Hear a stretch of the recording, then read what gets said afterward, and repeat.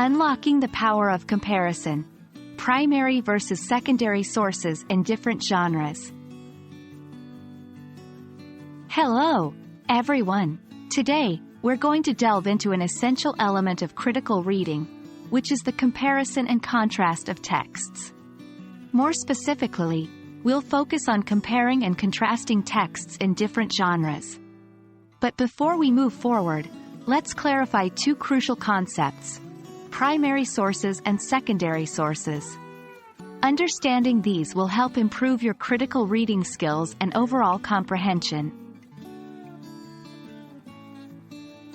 Let's start with primary sources. A primary source is an original document or piece of evidence being studied. For example, if you're studying a historical event, primary sources could be letters, diaries, official records, or photographs from that time. On the other hand, a secondary source is one step removed from that primary evidence.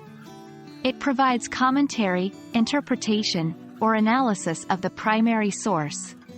So, in our historical event example, secondary sources could be books or articles written by historians about the event. Now, how do we compare and contrast texts from primary and secondary sources? This process involves looking at the style, tone, purpose, and audience of the texts. Let's say we have a letter from a soldier, primary source, and a textbook commentary on a war, secondary source. The soldier's letter will likely be personal, emotional, and filled with first-hand experiences.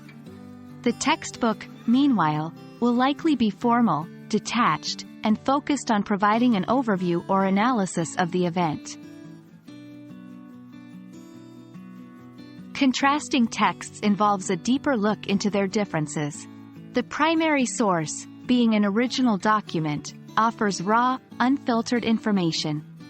It's direct, intimate, and highly specific.